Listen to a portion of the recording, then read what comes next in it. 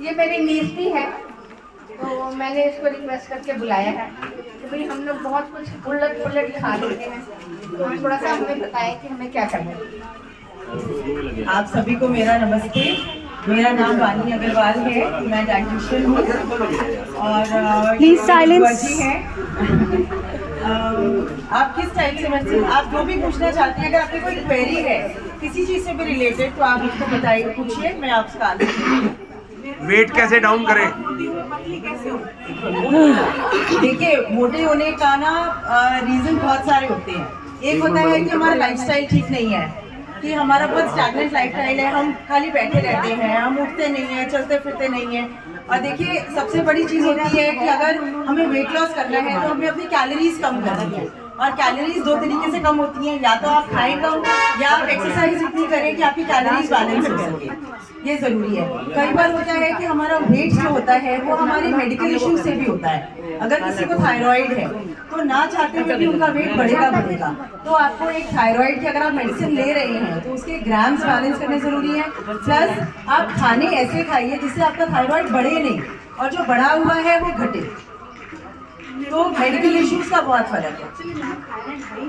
हाँ, नहीं, आपका अगर वजन ज़्यादा है उसका कोई रीज़न होगा कि किस वजह से ज़्यादा है। या तो आप आपका कुछ आप वॉक वगैरह करती हैं या घर के काम वगैरह करती हैं।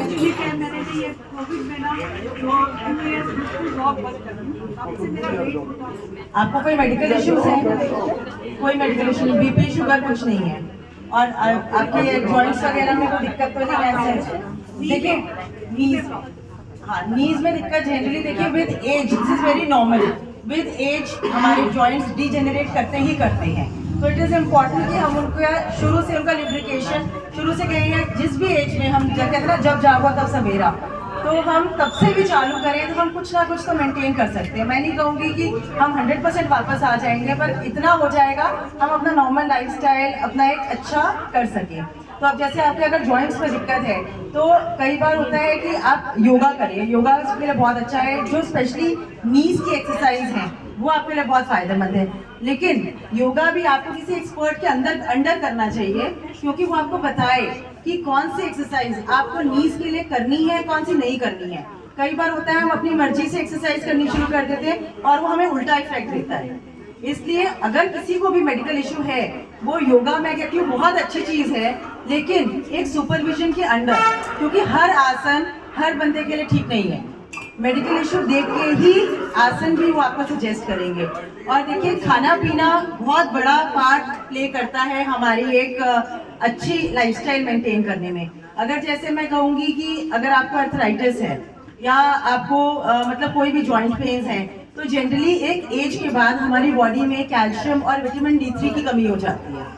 तो अगर वो कमी ज़्यादा है बॉडी में तो हमको दवाई लेनी पड़ती है। आप सोचिए कि मैं खाली खाने पीने से मेंटेन कर लूँ, वो नहीं होता। टू बी वेरी ट्रू, मतलब कई डाइटिशियंस कहती हैं आप खाली ये खाओ ये खाओ ये खाओ, उससे हो जाएगा, उससे उतनी कमी पूरी नहीं होती। आपको मेडिसिन कुछ टाइम के लिए सप्लीमेंट्स लेने पड़ते हैं, लेकिन आप डाइट के साथ उसको आगे मेंटेन कर सकते हैं।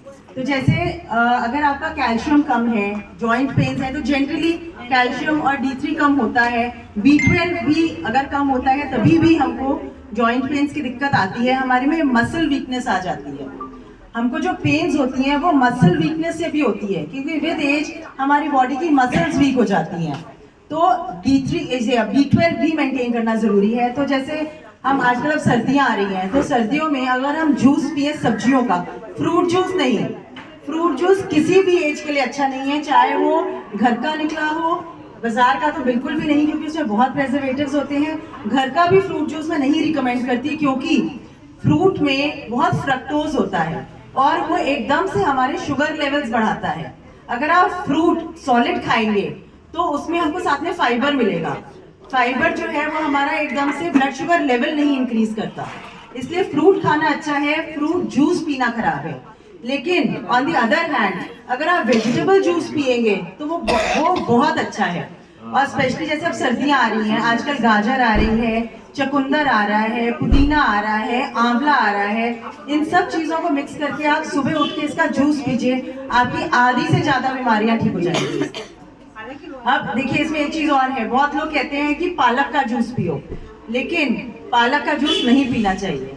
जो कच्ची पालक होती है उसके अंदर ऑक्सीलेट्स होते हैं बहुत सारे, जो कि पालक के न्यूट्रिशन को, पोषण को हमारी बॉडी में अब्जॉर्ब नहीं होने देता, इसलिए कच्ची पालक नहीं खानी चाहिए।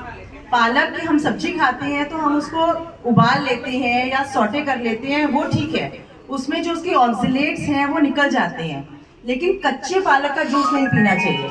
अगर आपको जैसे हरी सब्जी उसमें डालनी है तो आप पुदीना डालिए। आप जैसे मैं आपको जूस रिकमेंड कर रही हूँ तो आप उसमें गाजर डालें, चुकंदर डालें, आंवला डालें, पुदीना डालें, धनिया डालें, घिया डालें, ये सब सब्जियां डालिए, थोड़ा सा अदरक डालें,